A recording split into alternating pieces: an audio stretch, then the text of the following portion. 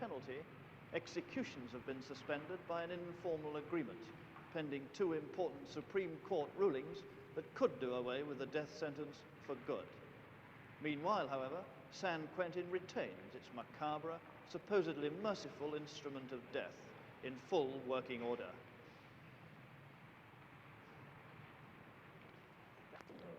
The man was brought down through this door at about 5 p.m. the night before his execution. He's placed in a holding cell over here. 2 or 3 mattresses are put down as a bed. He doesn't have an iron bed because that could be a battering ram. This is where he would have his evening meal, a menu of his own choice. And the chaplain, the warden, and others would talk to him. At 10 o'clock the next morning, or shortly before 10, the man is prepared for execution. A stethoscope is strapped to his chest. He's given a clean white shirt and new pants. And the warden gives a signal at 10 o'clock. The man is brought out this way through this corridor and into the gas chamber. He's placed in the chamber and strapped into the chair.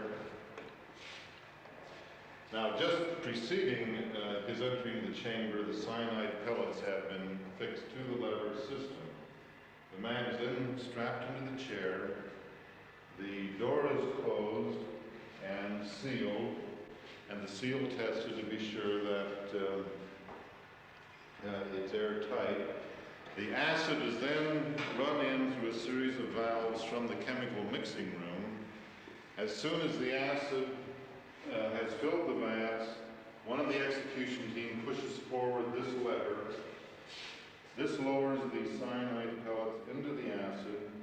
The gas begins to generate. In about 30 seconds, the gas reaches the man's breathing level, and with the first breath, he is immediately unconscious. The doctors listen to his heartbeat through a stethoscope, and it takes 4 to 8 minutes before the man is pronounced dead.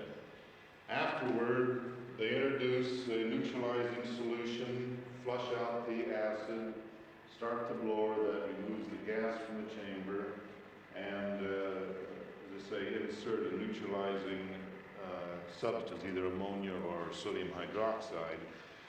And in about a half hour, officers can go in and remove the body.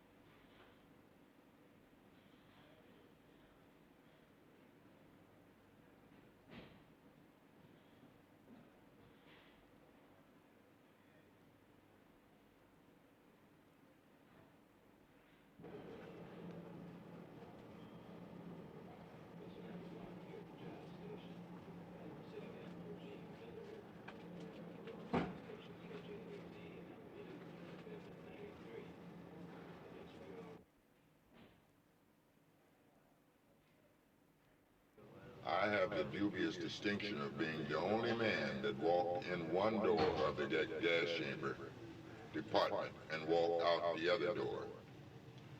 When I was due to be executed about 10 hours before, 12 hours before my execution, I had a stay of execution. A writ of habeas corpus was granted, pending a hearing. And I say, I don't know whether rightly or wrongly, that the authorities were so disgusted that they broke the key off in the lock that lead back up to the way I came down. So I had to go out and around the actual gas chamber.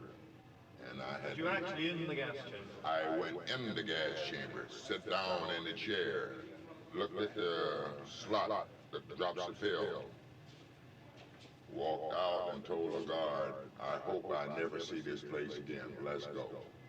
And I walked out through the door that the visitors come in. Any other prisoner that went out that door, he was carried out. He didn't know anything about it. And that was in itself has been a traumatic experience. How does that affect you? What difference has it made coming to the life cell from death row? Well, it took me 2 or 3 hours before the full effect of what had actually taken place reached home. I recall very vividly the warden telling me that you've been granted this stay. He says, I got good news for you. I got news for you. I asked him, was it good or bad? He says, it's good. I said, well, give it to me. What do you hold it for? He says, you've been granted a hearing of habeas corpus by the Federal District Court, pending granting a stay of execution by the Federal District Court. Bob, how does a man prepare himself for death when he knows he's going to be executed in the morning? I was executed in the morning. I prepared myself from death for the day that I arrived on the death row. I had to do that because I did not want to give the prison officials the satisfaction to see me show any weakness.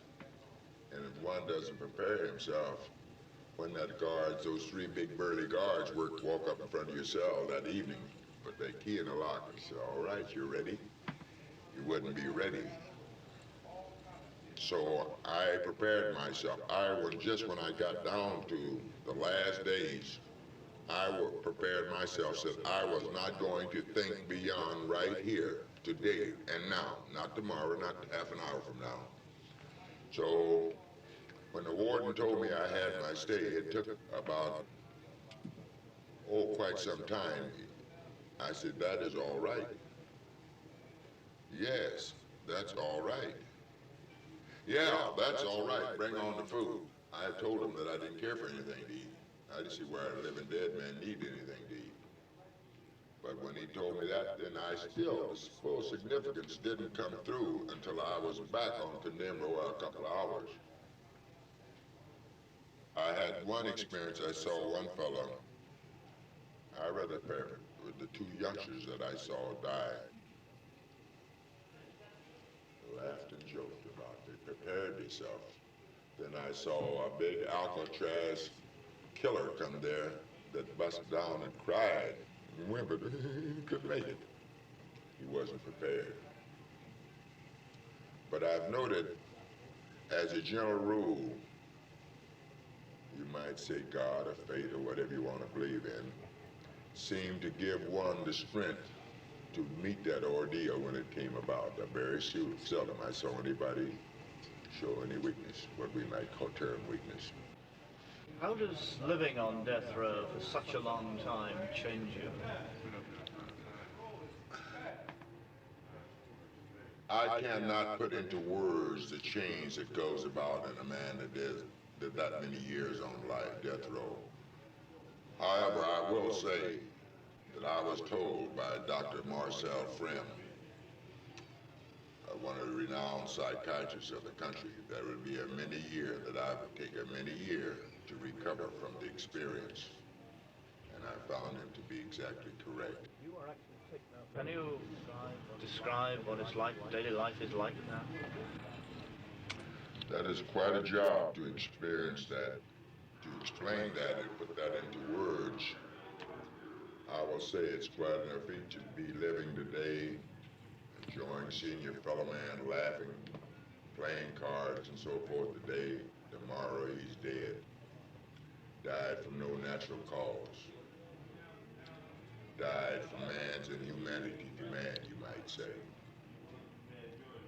When I went there, I was 38 years of age, and my height, my expectations or hope was to be able to live till I see 40 years of age.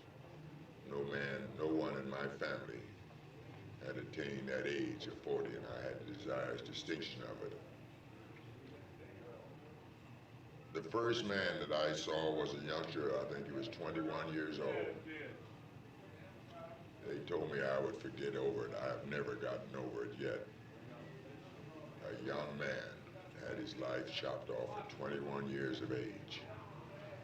I've often wondered, how could anyone think that he had the right to take another human's life? What did he possess that gave him a power that only God created? God give man life. how could another man see fit to take another man's life? How does living